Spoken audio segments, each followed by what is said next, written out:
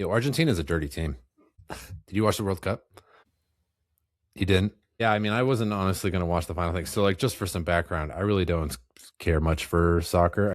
The U.S. was out, and that was like the one team I was kind of rooting for, obviously. But then, just kind of the way things worked out, I did have some time. The kids were out of the house. I was working on something. I was trying to just rip up the runner on the stairs, and like the kids were out, and it was like 3-something o'clock. I was like, all right, I put it on. So I put it on, and I was watching it. And I didn't think I would get invested, but I got like really invested. I got like really upset. And I was really, I needed Spain to win after watching this thing. So much so that like, my heart was kind of racing when I went into overtime.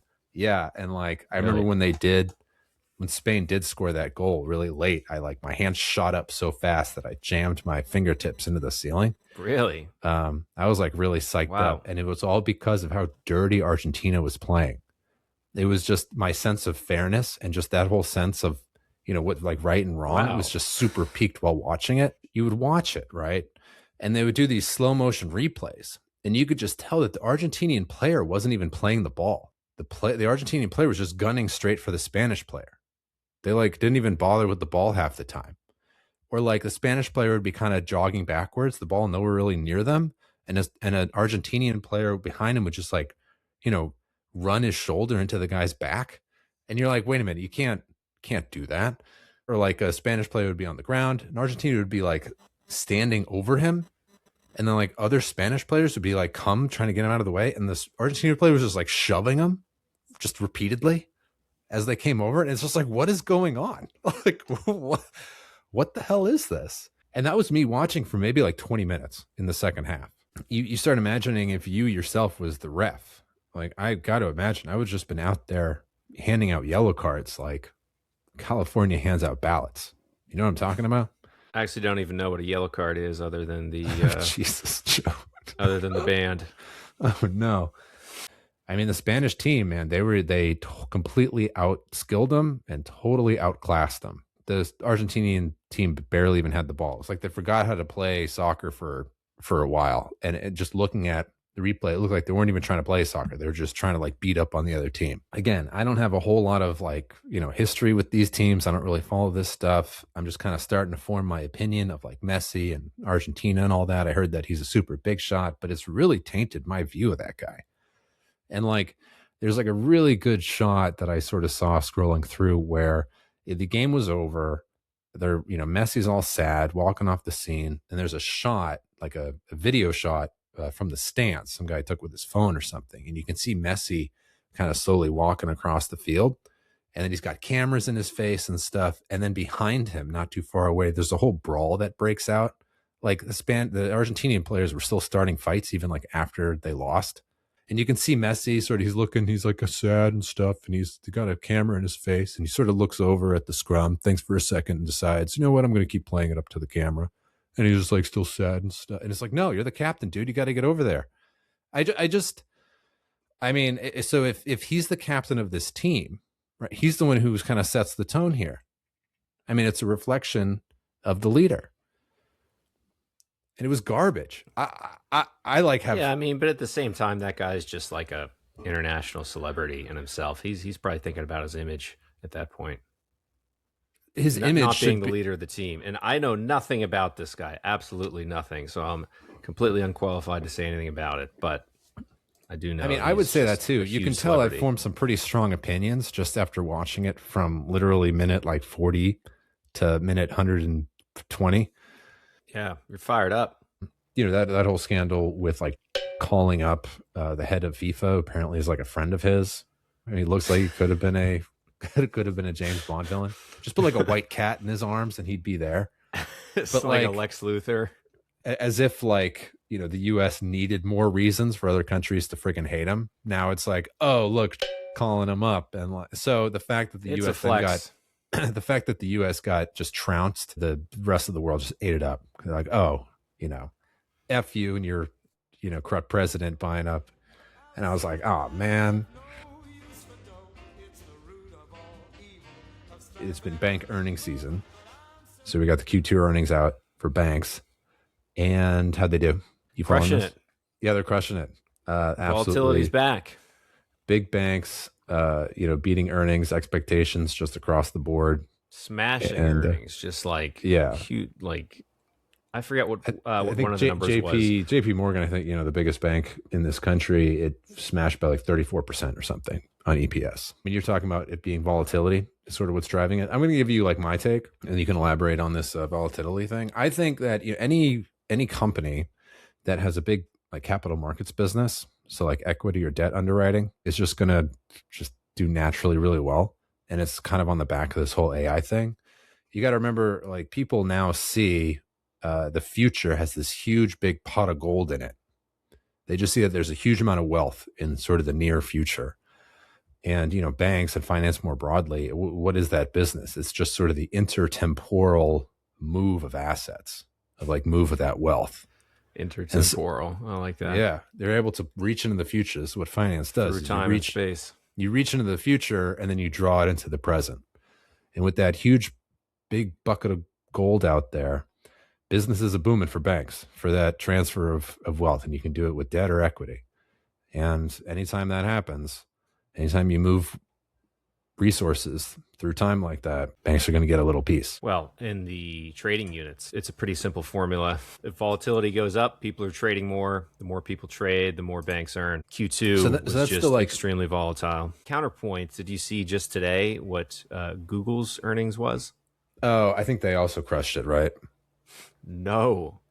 Oh, they didn't. Google is cash flow negative for the first time since their IPO over 20 years ago.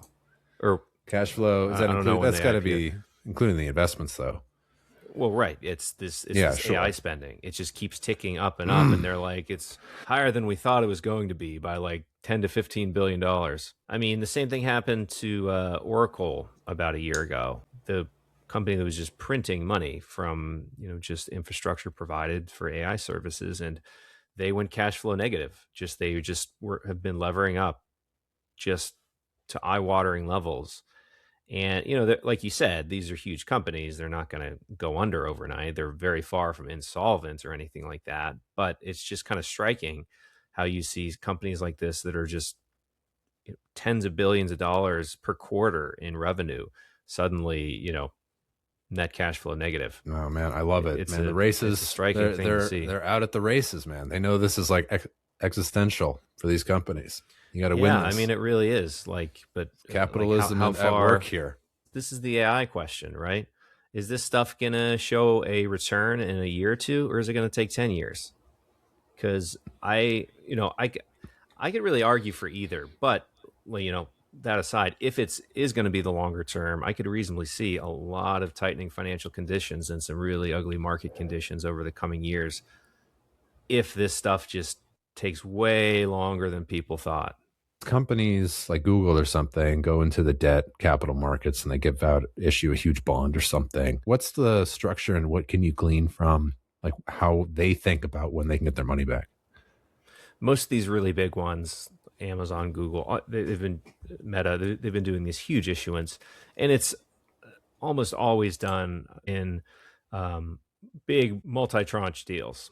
So they usually span the spectrum, 2 years, 5 years, 10, 20, 30, or okay. So it's not like tailored specifically to some project or something. It's just general capital raising. But whenever you're talking about tens of billions of dollars, debt sold globally, you're more so playing interest rate and credit markets. So what I really wanted to talk to you about, going a little bit more in depth today, is a little bit of a tariffs update. You hear about that? I'm actually a bit behind on that as well, to be honest. So finally, I can bring the tariff topics to you for once, and not the other way around. Remember 2025? Oh man, what a year! You just had a thing for tariffs. What a year! So just more recently, we got some more punitive tariffs on which countries? What would you guess? Now, I think I saw them. Oh. So I didn't. So what was it? Canada, Brazil? Just say it. All right. Yeah. So the first thing you're like, well, wait a minute. Didn't the Supreme Court, back in February, sort of kill that approach? Remember just the IEPA. Yeah. Right. Exactly. So the thing is, was kind of shooting from the hip, and he was just throwing everything for a little while at the wall. And the Supreme Court really came back and just said, you can't use the International Emergency Economic Powers Act to, start justifying these like really broad scale 10% across the board sort of tariffs, right? And basically just country by country, just doing whatever he wanted whenever he wanted. Yeah, but I think that's like kind of okay. Like this is sort of one of the questions I had. So hold on. So the IEEPA thing, he said, okay, we're in emergency.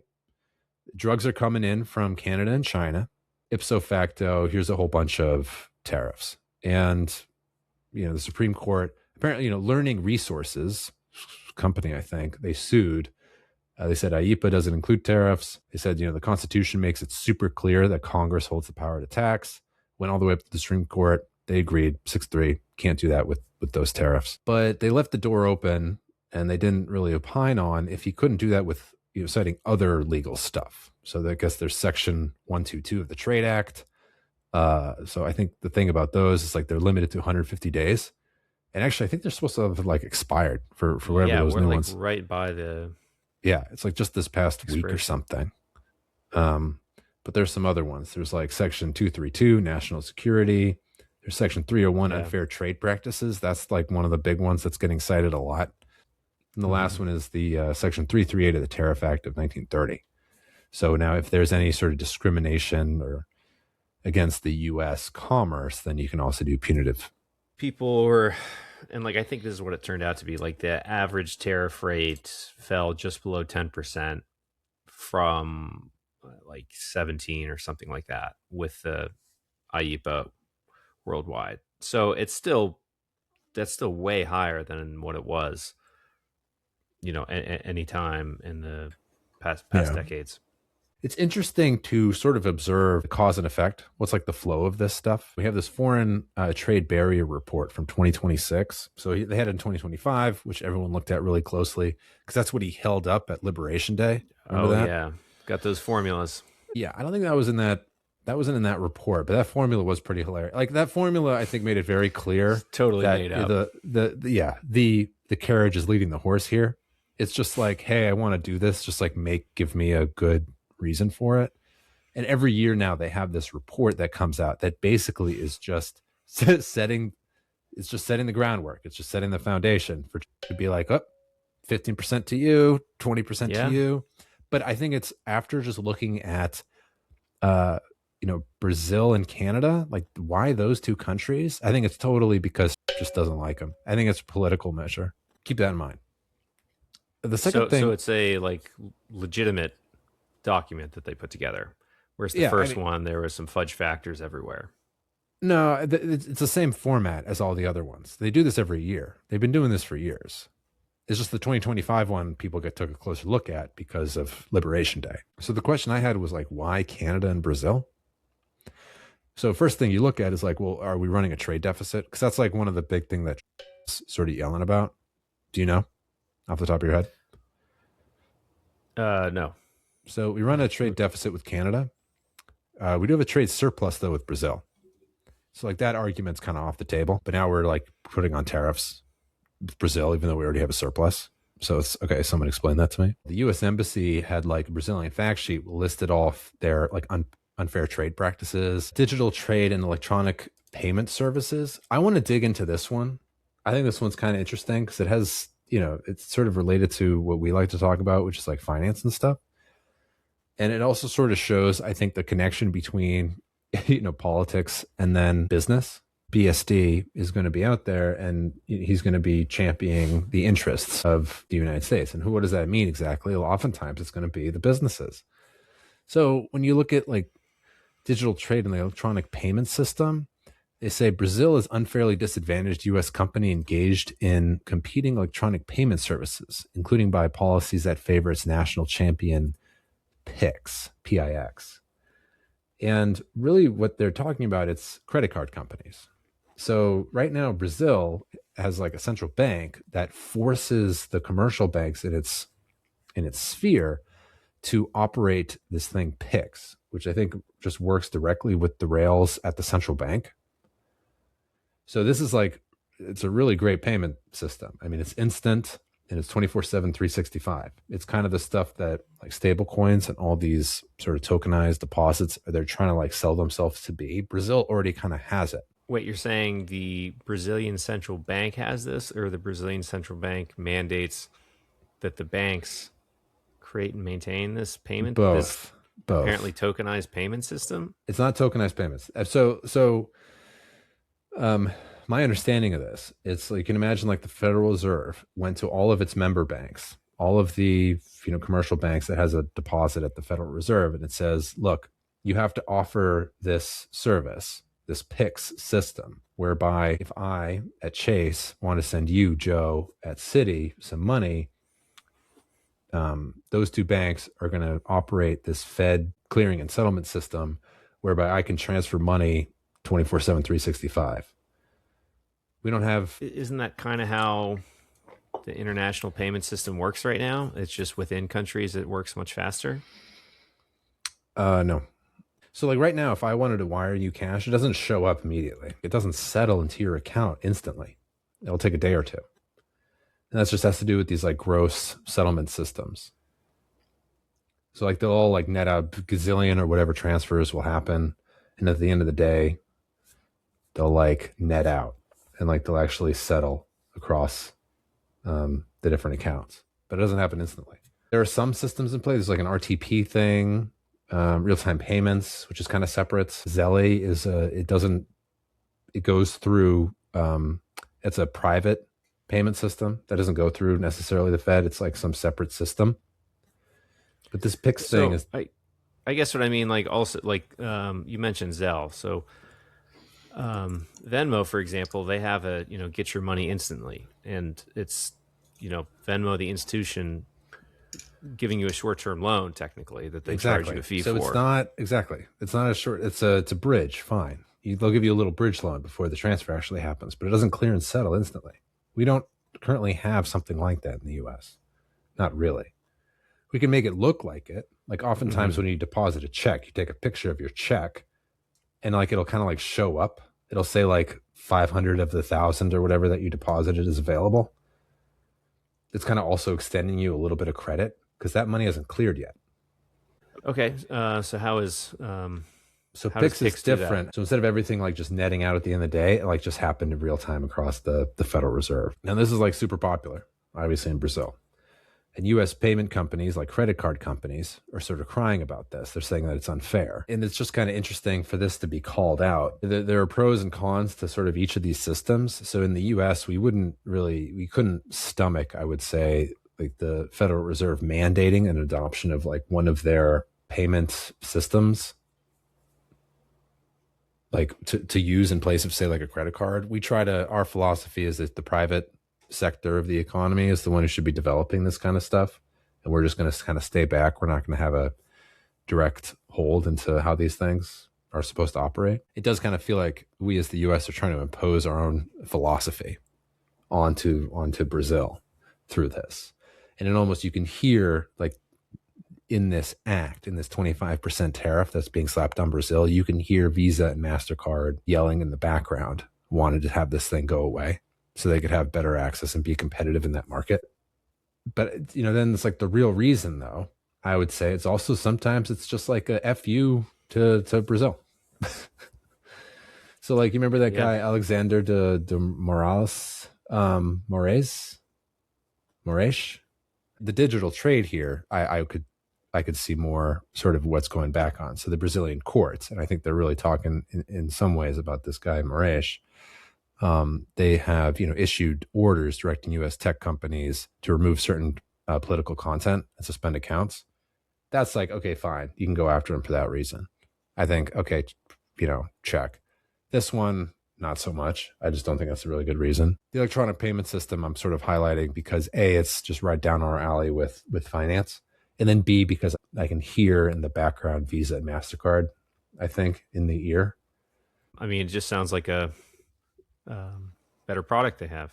Now in Canada, like why Canada, right? Why are you going after Canada? They straight up told the justifications, but like you can't help but also get over here and just be like, oh, wait, maybe this is sort of the real reason, the main justification over the past year and a half. Right? So this is the White House fact sheet. So this is just them straight up being like, here's some other, the ones you'd expect: certain tariffs and quotas. Province and territories halted the purchase and distribution of U.S. alcoholic beverages. And then this bullet: over the past year and a half, only 2 countries have chosen to retaliate against President, number 47th tariffs, rather than negotiate a deal with the U.S. the People's Republic of China and Canada. So it's like, oh, okay, he's got to hit him back. At least they're being forthright. Exactly, right? It's nice to see like a reason get up into the list of justifications at least. Right. Gets to a point where like a politician, I mean, I guess that's 47 a little heavy-handed. You could see why people maybe don't really like this. Like, don't say that. I kind of appreciate it. At least we're being forthcoming here. I guess that's what I mean. That's been his basically whole political career, just saying the things that people don't like. When usually a politician would come up with what sounds like a palatable reason that usually just lying about to mask whatever they're doing. But he just comes right out and says it. Right. The capacity for what I call the brochure, like when you're showing the brochure, is all the really, really nice justifications. And the capacity for people to take that at face value as is just blows me away. Yeah. All right. So July 20th. So this just happened. Yeah. What was the tariff itself? I'm looking 50% tariff on different set of Canadian imports. Wine to hockey sticks to cement. Okay. So where does that kind of leave us today in terms of tariff policy? Because he's been busy with a bunch of other stuff. You haven't really heard about tariffs too much. Yeah, exactly. Even these, that's what I mean. It's like I think there were just these 2 for the last few months. And it's like, why just these? Again, you have this 534-page document, covers like 60 or whatever countries, and he landed on these 2, which is why I have to think this is more like politics at work here. Right? Yeah. You want to jam Canada because they are the ones who retaliated against you. and then you tell the staffers to go back and make it happen. Write the brochure. Yeah, and then Brazil, first and foremost, because doing this nasty stuff with censorship stuff, and because I think doesn't like that guy, Moraes. And also doesn't like Lula either. They've always butted heads at the United Nations thing. He was the opener for, and he made like some nasty comments about him, like just before he went to speak. So yeah, it's no secret that Trump also doesn't like the leader of Brazil. I literally think, like, after just looking at this, I think those are the reasons. Sounds like it. Anyway, that's all I had for you this week, Joe. This has been another episode of the Root of All Evil podcast. My name is Luke. I'm Joe. And we'll see you next week. See ya. Yeah. Bye.